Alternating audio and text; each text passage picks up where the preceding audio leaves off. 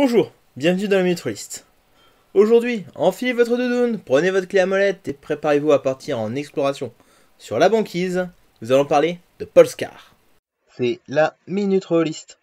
Avant toute chose, quelques petites explications s'imposent. En effet, ça fait 4 mois que j'ai pas sorti de vidéo, et... désolé. Pour le coup, j'ai enchaîné les emmerdes. Entre un changement de taf, une formation de 1 mois à Paris, j'arrive à ma boutique, mon manager m'abandonne, je me retrouve avec des problèmes de santé, ma bibliothèque s'effondre, d'où un petit changement de décor, et en plus la foudre tombe sur ma maison grillant une partie de mon matos. Autant dire que ça a bien été la merde ces derniers temps. Mais bon, je suis plus ou moins de retour. Bon, cette vidéo risque d'être la seule de novembre, mais promis, en décembre, il va y avoir du lourd. Je l'annonce. Polescar. Polescar, c'est un jeu de rôle dont je devais vous parler en août dernier. Et pour cause, c'est un jeu de rôle que j'ai eu l'occasion de tester lors du salon du jeu de rôle du rêve et de l'imaginaire de Gémenos, organisé par Roll & Troll, qui est un club de jeux de rôle des Alpes-Maritimes. Et ce jeu de rôle m'a tapé dans l'œil. Et vu qu'en août j'ai été en formation à Paris, ça a retardé cette vidéo. Et vu que j'ai enchaîné les emmerdes, j'ai pas pu la sortir. Et c'est peut-être pas plus mal, car aujourd'hui je vais pouvoir vous en parler, non pas seulement en tant qu'un jeu de rôle qui m'a plu, mais qu'un jeu de rôle dont le financement commence maintenant. Et j'ai eu l'occasion de discuter de Polescar avec Zap de la chaîne Lancer Critique, qui cette année est allé à l'Octogone, a discuté avec plein d'auteurs, a fait des mini-interviews, et a parlé de moi à l'auteur de Polescar, qui du coup m'a contacté afin de savoir si j'avais envie de parler de son jeu, dont le financement commençait bientôt. Du coup, j'ai accepté. Et je vais vous dire tout le bien et tout le mal que je pense de Polescar. Cette vidéo va principalement se baser sur la partie que j'ai faite et sur le kit de démo ici présent. J'ai reçu le PDF quasiment complet, presque totalement corrigé et mis en page, mais je l'ai reçu qu'hier et j'avoue que je n'ai pas eu le temps de me farcir les 350 pages du bouquin.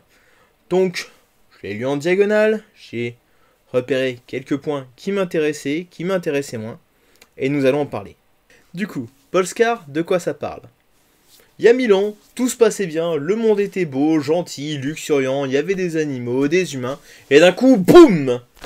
Explosion, et tous les débris de la planète se mettent à volter dans le ciel. Avec ça, il y a eu plein de poussière qui s'est soulevée, qui a masqué le soleil, du coup, nouvelle ère glaciaire. Les humains, encore vivants, ont inventé deux dieux, l'astre roi, l'incarnation de la lumière et de l'espoir, et Krios, l'incarnation du froid et des tempêtes. Et du coup, nous sommes 1000 ans après ça. L'humanité a enfin atteint un degré de technologie à peu près correct, une sorte de 19e siècle légèrement steampunk. Enfin, n'exagérons rien. Du moins, les humains ont désormais la possibilité de voyager et de partir à l'exploration des terres gelées de Polescar. Maintenant, parlons système. Si vous êtes meneur, ou même joueur, vous avez tous au moins eu une fois un connard qui vous a dit « Ouais, mais j'ai pas réussi, mais regarde là, j'ai fait 3-4. Bon, d'accord, il fallait que je fasse 5 ou 6, mais 3-4, c'est joli. Du coup, j'ai réussi, non? Allez, s'il te plaît, je veux pas rater mon test. » À ce mec, vous allez pouvoir lui dire « Joue à Polescar ». Car en effet, les réussites dans Polescar se font en fonction de double, triple, full, quadruple, quintuple, réalisées en lançant des poules de dés. Les personnages possèdent des aspects cœur, corps, esprit, ainsi que des aspects secondaires, qui dépendent de leur peuple, de leur philosophie et du milieu dans lequel ils sont nés. Vous prenez une valeur dans chacune de ces catégories, vous cumulez et vous lancez un pool de D6 égal à cette valeur. On peut obtenir d'autres dés bonus, par exemple en possédant une compétence liée à l'action, et même des relances en utilisant du matériel d'expédition, tel que de la nourriture, des marchandises ou des outils. Il y a aussi un système de quadruple barre de santé à base de fatigue, de stress, de blessures et bien entendu de froid. Mais je vais pas non plus m'étaler plus longtemps sur le système. En tout cas, il est plutôt bien pensé.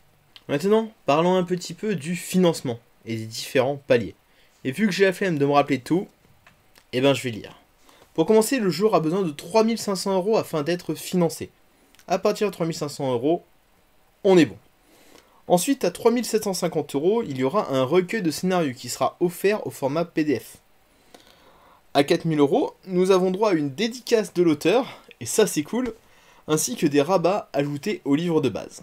Alors, petite pause, le livre de base ne sortira pas au format hardcover. J'ai eu l'occasion de m'entretenir un petit peu avec l'auteur à ce propos, et en auteur indé, en dessous d'un certain tirage, c'est impossible. Ou alors il faudrait que le bouquin sorte à des prix totalement prohibitifs.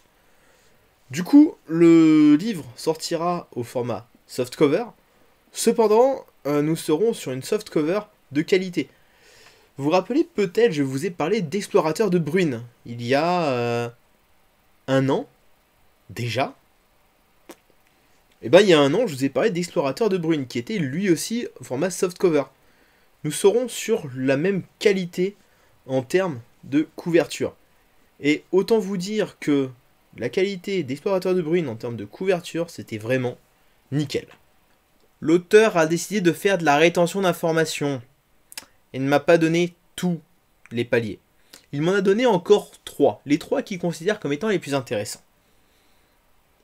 Je suis plutôt d'accord avec lui, du moins si tous les autres paliers sont réellement moins intéressants. Pour commencer, nous avons le livret Polskid, Polskar pour les enfants avec une version simplifiée du système. Pourquoi pas? Par contre, il sortira dessus au format PDF, mais je n'ai pas l'information pour savoir s'il sortira aussi au format physique.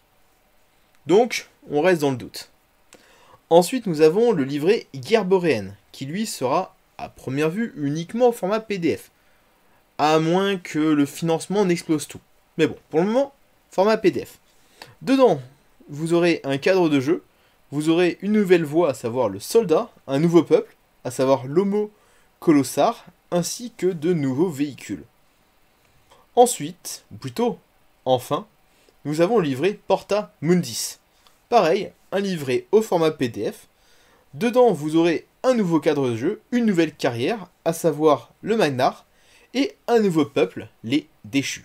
Je vous ai parlé des paliers, parlons maintenant des différents pledges. Pour commencer, pour 5 € le pledge Enfant de la Nation, votre nom dans les crédits. C'est un classique, mais 5 € plus 5 € plus 5 €, ben, ça peut permettre à un jeu de sortir ou à un palier de se débloquer. Et vu que les paliers vont être assez courts, ça reste quand même quelque chose d'intéressant si le projet vous intéresse. Sachant que grâce à ces 5 €, vous pourrez aussi avoir accès à la boutique. Je dis n'importe quoi, si l'écran vous le trouvez beau. Regardez, est-ce qu'il est beau? Il est beau, on est d'accord. Donc si l'écran vous le trouvez beau, mais qu'au final le jeu, ben, vous en foutez un petit peu, ben, ça vous permettra d'acheter l'écran. C'est toujours intéressant. Ensuite, nous avons pour 30 € le palier recru. Le jeu au format PDF, ainsi que vos noms dans les crédits. Bon, je ne vais pas le préciser à chaque fois, mais à chaque fois, il y a les noms dans les crédits. Ensuite, le palier spécialiste.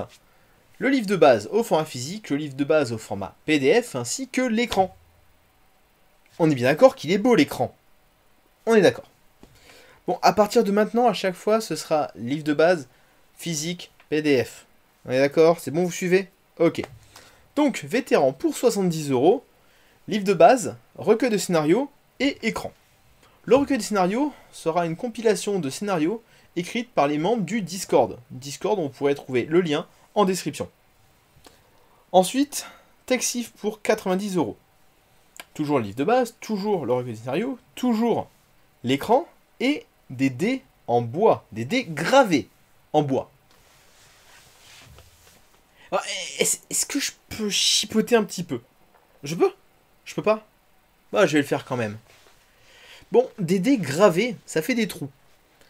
Le bois, c'est pas le matériau qu'on peut considérer comme étant le plus régulier en termes de masse. Et pour le coup, pour des dés, ben, ça va faire des dés qui risquent d'avoir tendance à sortir plus souvent une face ou une autre. Donc bon, ça reste des jolis dés. Voilà, des en bois, des jolis dés, à l'effigie de Polescar. Ce seront peut-être pas les dés que je sortirai le plus souvent, à moins d'être sûr que le dé fasse plus souvent une valeur qu'une autre. Ensuite, nous avons Régent pour 160 €, livre de base, recueil de scénario, écran, dés et un deck de cartes avec des illustrations de différents PNJ. Vous avez envie d'un PNJ, hop, voilà, il ressemble à ça. Et une tour à dés. Pourquoi pas? À la limite, ça reste un truc sympa à poser sur la table. Personnellement, j'aime bien les tours à dés, même si c'est un peu chiant à transporter. Il y aura aussi des options qui pourront être achetées à côté, comme par exemple un pendentif en argent qui doit sûrement apparaître quelque part dans le bouquin, la toile originale de l'écran, un marque-page à l'aquarelle peint par le même auteur de l'écran. Il y aura des posters, il y aura des maps qui pourront être achetées, il y aura le kit de démo à 10 €. Il y aura 10 exemplaires, hop, 10 exemplaires de la tour AD, car la tour AD sera limitée à seulement 20 exemplaires. Et bah, ça fait beaucoup de choses. Première vue, Polescar a l'air d'être quand même un projet qui est mûri, préparé, et le financement va sûrement être un succès. Cependant, maintenant que je vous ai présenté tout ça, Polescar, qu'est-ce que j'en pense? Si je me base uniquement sur la partie que j'ai eu l'occasion de faire, ainsi que le kit de démo, bah Polescar ça déboîte. Franchement, il y a plein de bonnes idées. L'univers nous est présenté de manière extrêmement succincte, mais on sent que l'univers est bien plus grand que ce qui nous est présenté. Le système est vachement cool. Il y a plein de bonnes idées à ce niveau-là. Le jeu a une réelle patte graphique. Franchement, avec le kit de démo, je vous le vends. Allez-y, c'est pour moi. Du moins, c'est ce que j'aurais voulu vous dire. Et puis, j'ai reçu le PDF. Le PDF du livre de base. Alors, comme je l'ai dit en début de vidéo, je ne l'ai pas lu intégralement. Je l'ai lu en diagonale. Et il y a plusieurs points qui me tracassent. Premier point, qui est selon moi le vrai gros problème du jeu, c'est les logos. Le système se repose sur des dizaines et des dizaines de logos. Entre les ressources, les dés supplémentaires, les relances, les factions, etc., etc., etc. Au bout d'un moment, ça devient presque n'importe quoi. En plus, déjà, il faut que le MJ se le mette en tête. Il va falloir que les joueurs se les mettent en tête. Quand c'est la première partie d'un one-shot, ben, bonne chance pour accrocher vos joueurs là-dessus. C'est ce qui, moi, m'a le plus gêné lors de ma première partie. Bon, cependant, l'auteur a entendu mes doléances, étant donné que j'ai eu l'occasion de lui en parler, et il a dit qu'il allait voir ce qu'il pouvait faire. Cela devrait sûrement se solder par un résumé des icônes dans le rabat du livre, si le rabat du livre est débloqué, et potentiellement dans les livrets des joueurs, ce qui sera vraiment pas de refus. Donc, un problème en demi-teinte que nous pouvons mettre entre parenthèses. Ensuite, le jeu utilise deux polices différentes. Une police pour tout ce qui va être univers, règles, etc. Et une police un petit peu plus manuscrite pour tout ce qui est les dires, les rumeurs, les légendes racontées par des personnages de l'histoire. Et cette police est pas super lisible. Bon, après, c'est peut-être encore un problème de ma part, hein. Pour le coup, je serais curieux de savoir si vous, de votre côté, vous arrivez à la lire ou pas. Téléchargez le kit de démo, jetez-y un œil, et dites-moi si c'est moi qui suis bigleux et qui devrais changer de lunettes. Ah merde, j'ai pas de lunettes. Bon peut-être que je devrais acheter des lunettes. Troisième point qui est vraiment problématique, mais qui pourrait être réglé assez facilement. La carte du monde n'a pas d'échelle. On ne connaît pas la distance entre deux points. Et pour un jeu d'exploration, ben c'est vachement problématique. Bon, après ça se gère très facilement, il suffit de rajouter une petite réglette en bas en disant que de là à là, ça fait 10 km, 20 km, 50 km, 100 km, et c'est réglé. Ou rajouter un quadrillage. Le livre de base fait 320 pages. 320 pages de background, de règles, de tableaux pour générer tout un tas de trucs. Le lire ne sera pas des plus simples pour tout le monde. Cependant, si vous cherchez un univers atypique pour faire de l'exploration avec vos joueurs, eh ben je pense que Polescar, malgré les petits défauts que j'ai pu lui trouver, reste un très bon choix. Pour moi, Polescar est un bon jeu d'exploration. Il possède un setting plutôt rare et extrêmement détaillé.